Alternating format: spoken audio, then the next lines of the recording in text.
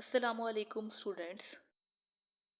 आज का हमारा टॉपिक है values of trigonometric function of acute angle 45 degree, 30 degree and 60 degree. आज हम देखेंगे कि अगर हमारे पास जो एंगल है उसकी वैल्यू 45, 30 और 60 डिग्री है तो हम अपने ट्रिग्नोमेट्रिक फंक्शन को किस तरह से मालूम करेंगे। तो वीडियो स्टार्ट करने से पहले आपसे रिक्वेस्ट है कि आप मेरा चैनल सब्सक्राइब करें, बेल के आइकॉन को प्रेस करें और वीडियो पसंद आए तो लाइक करें और शेयर करें। तो वीडियो स्टार्ट करते हैं। हम आज पढ़ने जा रहे हैं values of trigonometric function of acute angle 45 degree, 30 degree and 60 degree. ठीक है, इसका क्या मतलब है कि हमारे पास एंगल है। एंगल क्या था, मैंने आपको बताया था, वो था थीटा। ठीक है, थीटा। अब थीटा की वैल्यूज ये दी हैं। जब आपके पास एक्यूट का वर्ड यूज हो तो आपको पता होना चाहिए कि आपने थीटा जो है वो 45 डिग्री, 30 डिग्री एंड 60 डिग्री लेना है। ठीक है, तो अब हम देखने जा रहे हैं अपनी राइट एंगल ट्राइंगल। हमारे पास एक राइट एंगल ट्राइंगल है। ठीक है, इसकी साइड्स जो है वो ए है, बी है एंड सी है। ठीक है, राइट एंगल ट्राइंगल की मैंने साइड्स आपको बताई हुई हैं। राइट एंगल ट्राइंगल का मैंने बताया है कि कैसे हमने trigonometric function right angle triangle की मदद से निकाले हैं। अगर आपने मेरी पहली वीडियो नहीं देखी जिसमें मैंने राइट एंगल ट्राइंगल की मदद से ट्रिग्नोमेट्रिक फंक्शन निकालने बताए हैं, तो आपसे रिक्वेस्ट है कि पहले वो वीडियो देखें ताकि आपके कॉन्सेप्ट्स क्लियर हों। ठीक है, तो ये मैंने राइट एंगल ट्राइंगल बनाई है। ठीक है, स्ट्रेट साइड जो होती है वो परपेंडिकुलर है। इसकी जो एडजेसेंट साइड होती है दैट इज बेस, और जो परपेंडिकुलर के ऑपोजिट साइड होती है वो क्या होती है, दैट इज हाइपोटेन्यूज। ठीक है, इन साइड्स को मैंने नेम से दिए, दैट इज परपेंडिकुलर को मैंने दिया है ए। ठीक है, बेस को दिया है बी और हाइपोटेन्यूज को क्या दिया है, सी। ठीक है, और इसमें एक्यूट जो एंगल मैंने लिए हैं, थीटा मैंने लिया है, वो क्या लिया है, ए वाली साइड पे है उसका एंगल क्या है 45, बी वाली साइड का एंगल क्या है 45, और जो स्ट्रेट साइड होती है उसका एंगल क्या होता है आपको पता है होना चाहिए, दैट इज 90। तो यहाँ पे ये लिखा है consider a right angle triangle A B C. ठीक है, with M angle C. M angle C straight side है तो क्या है 90 degree and the sides A B C. मैंने आपको ये सारा राइट एंगल ट्राइंगल के बारे में बता दिया। ठीक है, अब हम देखने जा रहे हैं कि 45 डिग्री पे अपनी ट्रिग्नोमेट्रिक फंक्शंस हम किस तरह से मालूम करते हैं। अब सबसे पहले हम केस 1 लेंगे क्योंकि हमने 45 डिग्री पहले मालूम करना है। केस 2 में हम 30 डिग्री मालूम करेंगे और केस 3 में जो है वो हम 60 डिग्री मालूम करेंगे अपना एंगल, और इस एंगल को क्या कहते हैं, एक्यूट एंगल। ओके, अब देखें हमारे पास ये राइट एंगल ट्राइंगल है, इसमें एम एंगल ए लिखा हुआ है। ठीक है, एम एंगल ए, तो इसका क्या मतलब है, एम का मतलब है मेजरमेंट, ये जो ये साइन बना है इसका मतलब है एंगल, और ये ए है। तो इसका ये क्या मतलब है कि ये पूछ रहा है कि ए का एंगल क्या है। अब आपको पता है कि ए का एंगल क्या है, दैट इज 45 डिग्री। ठीक है, तो आपने क्या लिखना है, M angle A is equal to 45 degree. ठीक है, अब 45 डिग्री को हमने रेडियन में कन्वर्ट करना है, तो वो हम देखते हैं कैसे। 45 डिग्री है ना, रेडियन में कन्वर्ट करना है तो इसको मल्टीप्लाई कर देंगे पाई ओवर 180 से। ठीक है, डिग्री को किस में कन्वर्ट करना है, रेडियन में। तो क्या करेंगे, 45 को मल्टीप्लाई करेंगे पाई ओवर 180 रेडियन से। ठीक है, इसमें कटिंग होंगी और हमारे पास आंसर क्या आएगा, पाई ओवर 4 रेडियन। ठीक है, इस तरह से हम डिग्री को रेडियन में कन्वर्ट करते हैं। ओके, ये क्राइटेरिया होता है।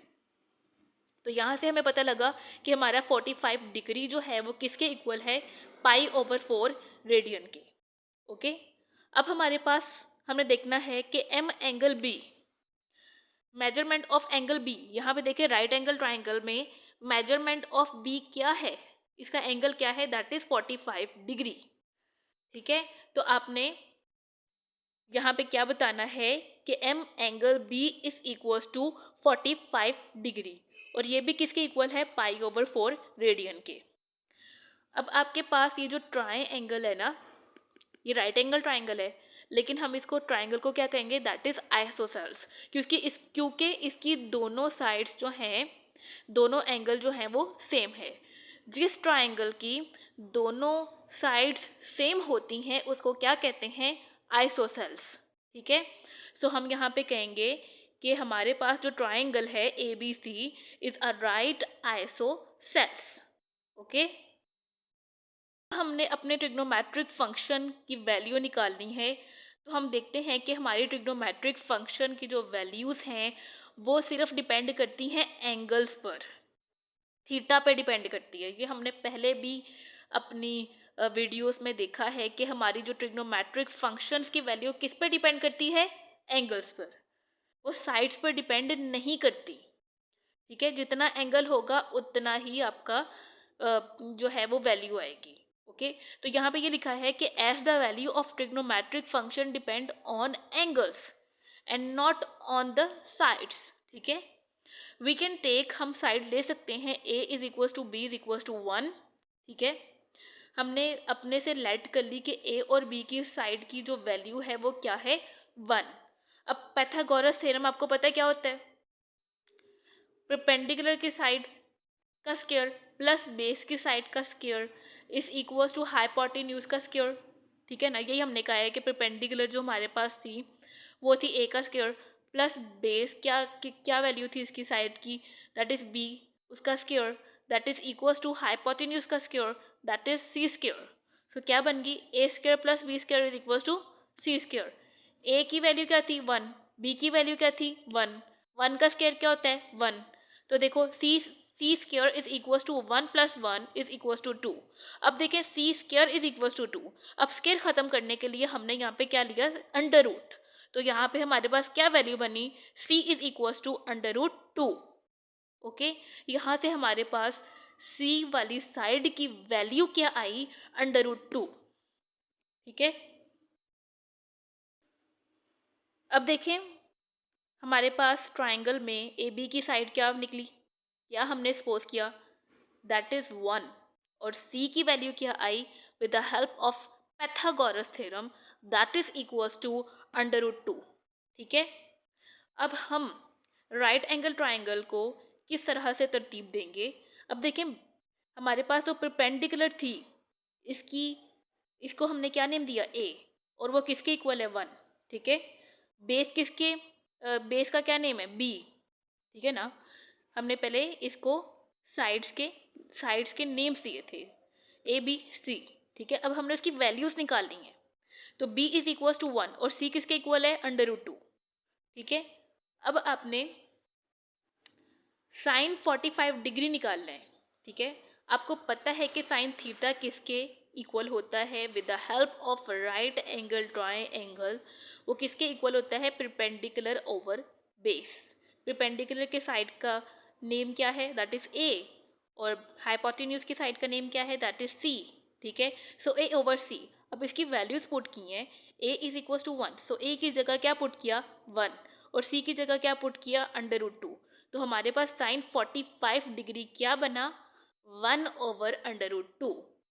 ओके, आपने ये याद रखना है कि हमारे पास साइन 45 डिग्री क्या है, 1 ओवर अंडर रूट 2। अब यहाँ पे देखिए कॉस 45 डिग्री निकालने जा रहे हैं। कॉस थीटा को हम राइट एंगल ट्राइंगल की मदद से कैसे निकालते हैं, बेस ओवर हाइपोटेन्यूज इसका फॉर्मूला होता है। बेस क्या है, b ओवर c। ठीक है, b ओवर c। ठीक है, इसकी वैल्यूज़ के यानी कि जो साइड्स के नेम है वो लिखे। ठीक है, उसकी वैल्यूज़ लिखी, b किसके इक्वल है 1 के, और c किसके इक्वल है अंडर रूट 2 के। तो यहाँ पे क्या बना, b की जगह उसकी वैल्यू लिखी, c की जगह उसकी वैल्यू पुट की, तो हमारे पास क्या बना 1 ओवर अंडर रूट 2। तो हमारे पास cos 45 क्या है, 1 ओवर अंडर रूट 2। ये आपने इसकी वैल्यूज़, यानी कि साइन 45 हमने निकाला वो क्या था 1/√2, कॉस 45 निकाला वो क्या है 1/√2। ये आपने याद रखने हैं। अब tan 45 डिग्री क्या है, tan क्या होता है परपेंडिकुलर ओवर बेस, परपेंडिकुलर क्या है a, बेस क्या है b, इसकी वैल्यूज़ क्या है 1 1, तो 1 1 पुट किया तो आंसर क्या आया 1, तो tan 45 डिग्री क्या हुआ 1। ठीक है, इन सब की वैल्यूज़ पुट करके इन सब की वैल्यूज़ आपने याद रखनी है क्योंकि ये क्वेश्चन में यूज़ होती हैं। ओके, सो साइन 45 डिग्री क्या है 1/√2, कॉस 45 डिग्री क्या है 1/√2 एंड tan 45 डिग्री क्या है 1। ओके, अब हमारे पास क्या है कोसेकेंट थीटा, आपको क्या पता है, ठीक है ना। तो कोसेकेंट थीटा किसके इक्वल है, थीटा किसके इक्वल है 45 डिग्री के, ठीक है ना। तो हमने किसके इक्वल ले लिया cosecant 45 degree is equals to 1/sin 45 degree. ठीक है, ये हमने क्यों लिया क्योंकि कोसेकेंट थीटा जो है वो रेसिप्रोकल है साइन थीटा का, तो हम कह सकते हैं cosecant 45 degree is equals to 1/sin 45 degree. ठीक है ना, रेसिप्रोकल है। अब साइन 45 डिग्री की वैल्यू क्या थी 1/√2, इसका उल्ट क्या होगा √2। ठीक है ना, तो कोसेकेंट 45 डिग्री की वैल्यू क्या है √2। ठीक है, अब यहाँ पे देखिए second 45 degree is a reciprocal of cos 45 degree. ठीक है ना, 1/cos 45 डिग्री है। अब cos 45 डिग्री की वैल्यू क्या है 1/√2, तो इसका उल्ट क्या है √2। ठीक है, तो सेकेंड 45 डिग्री की वैल्यू क्या है √2। ठीक है, अब cot 45 डिग्री किसका रेसिप्रोकल है tan 45 डिग्री। ठीक है, और tan 45 डिग्री की वैल्यू क्या थी 1, तो 1 का रेसिप्रोकल क्या होता है 1। ठीक है, अब कोसेकेंट 45 डिग्री की वैल्यू क्या है √2, सेकेंड 45 डिग्री की वैल्यू क्या है √2 और cot 45 डिग्री की वैल्यू क्या है 1।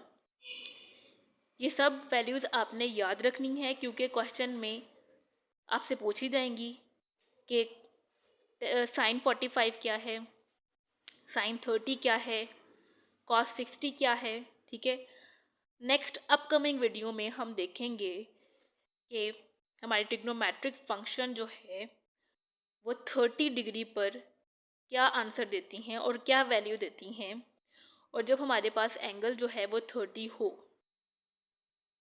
या 60 हो तो हमारे पास ट्रिग्नोमेट्रिक फंक्शन की वैल्यूज़ क्या आती हैं। So thank you so much for watching. अल्लाह हाफिज़।